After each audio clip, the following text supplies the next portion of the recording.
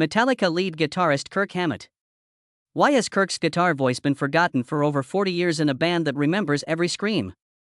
Kirk Hammett lets his music speak for itself as James Hetfield yells revolt and Lars Ulrich commands a battlefield. Strangely, his silence makes him unmistakable. No sex scandals, violent addictions, or media stunts. Kirk lives like a ghost, obsessed with horror films, collecting mummies, and performing torture-inspired solos in an era when many rockers subsist on noise and mayhem. Is that an option? Or fate? What turned a shy San Francisco boy into an empire's emotional backbone? Why does Kirk Hammett feel like a stranger in his band after 40 years? Come explore the story of a haunted soul who survived in an ego-driven empire. Early life. Kirk Lee Hammett was born in San Francisco, California, on November 18, 1962, into a working-class household where life was tough at every meal and shift. His Irish father was a merchant seaman, while his Filipino mother worked part-time at restaurants. Laundromats, hourly paid places. They didn't take pleasure in their race in their suburban home. It was quiet burden. Kirk felt like he didn't belong from an early age. Too Asian to be a white American kid, too American to identify with Asian immigrants. Schoolmates couldn't classify him because of his light brown skin, curly hair, and face. So they took the easiest route. He was excluded. Kirk withdrew after being bullied and alienated. He was a bad athlete, didn't like hanging out, and had no classroom voice. Old horror flicks, tattered monster posters, and his older brother Rick's tape players shrieking chords fed his imagination, which was huge. Rick introduced Kirk to Led Zeppelin, UFO, and Jimi Hendrix. Strange electric sounds made the silent boy's heart stir for the first time. It went beyond music. It led to a world where emotions didn't need to be expressed. Kirk bought his first guitar, a cheap Montgomery Ward SG, and a Sears amp that made more noise than music with the money he saved from selling toys and comic books. He didn't care. When his fingertips touched the strings, he realized this was the voice he had been looking for. Kirk dreamed of being a ghost, silent, unseen, and observing everything, while other youngsters wanted to be astronauts or police officers. A lonely talent was being born in the domain of monsters, screaming guitars, and dense shadows, and no one knew it. Early career. By his teens, Kirk Hammett was no longer the bashful TV hiding kid. Young man with guitar in hand, practicing till fingers were calloused. Neither celebrity nor money or flashy stages interested him. Kirk was only driven by music, the one thing he could control. Kirk and a few mates founded Bay Area thrash metal band Exodus aged 17 in 1980. Kirk was in a lesser-known band that never issued an album. He learned how to stand his ground on stage and shout through his guitar amid pounding drumming and the oppressive heat of sweat-soaked, beer-stained pubs at Exodus. Eventually, he developed his own style. Aggressive but accurate. Quick yet never superficial, with a sinister undertone underlying every note. Metallica, another young band, was preparing to record their debut album a few hundred miles south. But tensions rose. Their lead guitarist, Dave Mustaine, was a mess, prone to alcoholism, aggression, and group fights. Kirk received an unusual call on April 1, 1983. At the other end was Metallica drummer Lars Ulrich. Despite not telling Mustaine, they wanted Kirk Hammett to replace him. No band meeting, no audition, just one offer. Fly to New York, we're recording our debut album. Kirk had unfulfilled goals after Exodus. Metallica was the only open door at the time. Needed no time to think. A week later, he was in New York, plugging his guitar into a Kill 'Em All studio amp.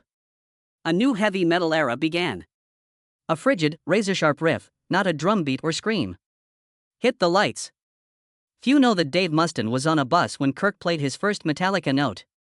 He was furious, ignorant he had been replaced. After one of rock's quietest coups, Kirk Hammett's uncanny calm transformed the fate of the finest thrash metal band ever. He was silent. He plugged in, adjusted the neck, and let the riff speak. Career success from Kill 'Em All's 1983 opening notes, Kirk Hammett proved he wasn't a substitute. Metallica didn't realize they needed him until they got him. Kirk delivered a chillier, darker, and haunting presence than Dave Mustaine. He didn't play quickly to impress. Played to haunt. From Kill 'Em All to Master of Puppets, Kirk Hammett won without shouting or speaking. A guitar, wah pedal, and a soul full of silent scars were enough. The solos he crafted during Metallica's golden era weren't simply about technique, they were tragedies weaved in sound. Fade to Black begins like a tear falling into silence, but its final solo screams like a stifled cry, a feeling metal fans never believed they needed until they heard it. In Creeping Death, Kirk's guitar marches the throng into a horrific but captivating ancient execution. With the Unforgiven, he stripped away all flashiness, playing each note as if he were breathing, living, recalling something that could never be restored. Enter Sandman was the band's commercial pinnacle and a harbinger of deeper shifts. Metallica's sound was immortalized by Hammett's tight palm mute riff that exploded like a nightmare. The guitarist behind that renowned solo often felt like he was on the edge. Kirk played with a unique mix of speed and darkness. He wasn't in a hurry like Mustaine or flashy like Vai or Satriani. Kirk played like each note whispered something. His flowing legatos, painful bends, and trademark wah-wah pedal were influenced by Jimi Hendrix, Michael Schenker, and Eric Clapton. Every time he pressed it, the guitar screamed like a buried scream, no words but every feeling comprehended. However, Kirk never forgot Cliff Burton's death beneath those notes. Cliff was Kirk's dearest friend and most esteemed bandmate. Died in 1986 bus crash while touring Europe with Metallica. Drawing straws for bunks. He won but handed Cliff his spot. The bus smashed that bunk. Cliff died instantly. Kirk Hammett never slept well on tour after that. He rarely mentioned the crash. He spoke little at funeral. He plugged in his guitar and played solos like tomorrow would never arrive. His sound became deeper and slower after that night, like a permanent fracture. Kirk never led songwriting, even as lead guitarist. After Metallica's Black Album, Hetfield and Ulrich were the focus. They wrote, lyricized, directed, and mixed the music. Although the principal guitarist, Kirk Hammett was increasingly given parts rather than asked to write them. He gained credit. He still played fiery solos. His voice was hardly audible in the studio and meeting rooms. He didn't fight for his talent, not because he lacked it. Metallica had two powerhouses and one subtle nod. Kirk always waited last. Ready to write a solo when asked, but rarely allowed to start a song. Even when his skill and soul were at their best, that degraded his creative function. The 2014 blow was biggest. Kirk misplaced his phone, which contained over 250 riffs he'd written over the years, his treasure chest for the upcoming record. He lost more than data, he lost his last chance to contribute to the creative process. They were nearly useless when they entered the hardwired studio or self-destructed. Hetfield and Ulrich had made the album's foundation. Kirk's contributions were ignored. He barely appeared on the record's authorship credits. Kirk's silence was used to exclude him from a band that formerly valued everyone. Fans call him Metallica's silent soul, a praise or a subtle dig at his lack of belonging. Kirk said, "I don't like to argue, I just want to play guitar," when asked why he didn't fight more for a band voice. It sounds like a soothing artist's mantra, but listen closely. It sounds like surrender after too many rejections. Perhaps that's why Kirk Hammett pours all he can't say into every solo, the only place he can be himself. Personal life: Kirk Hammett isn't a superstar Metallica guitarist who lives in a large mansion celebrating until dawn and relishing in the spotlight. He escapes into a cold, quiet world of mummies, ghostly dolls, and vintage horror films when the stage lights go out and the guitar stops. Kirk dislikes parties.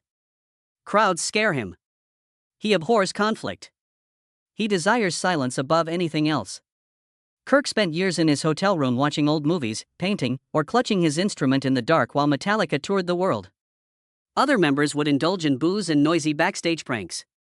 Some revere what others find weird. His horror library is among the largest. Wax figurines, monster masks, film posters, artificial skulls. He curated the It's Alive art display, which was dominated by childhood obsessions of abandonment, loneliness, and ghosts. Kirk collected more than frightening photos. He lived there. As if that was the only way to express his anxieties without being wounded. "I'm not sure Kirk ever got over Cliff Burton's death," a buddy stated years later. "He let it dwell in him his own way." Kirk Hammett married twice. As Metallica burst after Master of Puppets, his first wife, Rebecca Hammett, married him in 1987. 3 years later, they discreetly divorced. No children, no explanation. That could have been the first hint that Kirk Hammett, with his sensitivity and oddity, never fit in. His view of love was that it was lovely but short-lived, like music. He married non-entertainer Lonnie Hammett in 1998. They lived separately from the public. The couple has 2 sons. Seeing Kirk hugging his kids backstage was one of the few times the quiet artist grinned. Kirk said, "Family was my only peace for a while. Not every conflict ends with a bang, and other wars are silent. No one knows when their marriage started cracking. May have been the constant touring. Maybe Kirk was living in his head more. He wasn't dishonest. He didn't wreck. As usual, he slowly left the relationship and the globe. In 2022, they secretly divorced. No headlines or statements. None spoke up or seemed astonished. Kirk's guitar probably felt it most. Several of his tracks were never released. He only expresses certain feelings when the wah-wah pedal cries at night. No crowd, no lights. Him and the familiar ghosts. He remarked at an art display, "If I didn't play guitar, I'd open a monster museum." My difference, I did both. Maybe that's Kirk Hammett's genuine image. Not a guitar hero or flawless man, but a wanderer. He rarely spoke up. Influence and legacy. If Metallica was a steel storm that changed the music world, Kirk Hammett was its soulful wind. Never shouting or competing for attention. However, he provided Metallica's music depth, emotion, darkness, and sorrow. Instead of words, Kirk's solos silenced and captivated a generation for nearly 4 decades. The Unforgiven, Creeping Death, Enter Sandman, each leaves his mark, the silent scream of a soul that was never heard.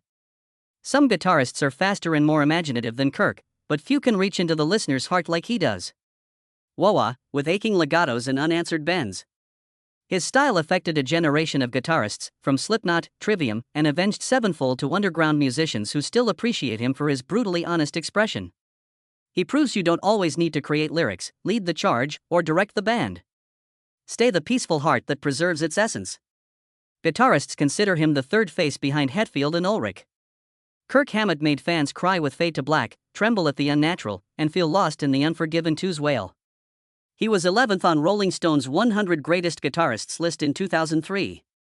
He has performed on several stages, including Moscow, Sao Paulo, Bay Area clubs, and WACCAN audiences. When he performs, people wait for his guitar to speak, not his name. Once it does, everyone understands. Since its composer has never been heard, this music speaks for itself. Still crouched over his guitar, Kirk Hammett, in his 60s, performs with Metallica. His long curly hair was gray, his body was less agile than in the Master of Puppets era, but his passion remained. That flickering spark behind every agonizing bend burns strangely and unwaveringly. No big response. No grand solo debut like many renowned guitarists. In Portals, 2022, Kirk gently relinquished a bit of his soul. This 4-track instrumental EP caters to no one. Sounding nothing like Metallica. Sounds like Kirk. Dark, cinematic, constructed like Midnight Dreams, with every sound intuitive. Portals was Kirk Hammett's first and maybe only self-manifesto. Kirk carried his worn black guitar on Metallica's second year of the M72 World Tour in 2024, their biggest tour since World Magnetic. Bending so low he could disappear on stage. In Hamburg, Paris, Gothenburg, Madrid, and Mexico City, Metallica played 2 nights with different set selections. Every guitarist found it difficult. Kirk, 62, needed stamina and the resolve to survive the sounds that had destroyed his soul. He botched up the intro to Nothing Else Matters at one event, sparking online jokes. Kirk didn't answer. He bowed and played. Mistakes weren't embarrassing to him. Pretending there was nothing to say was unforgivable.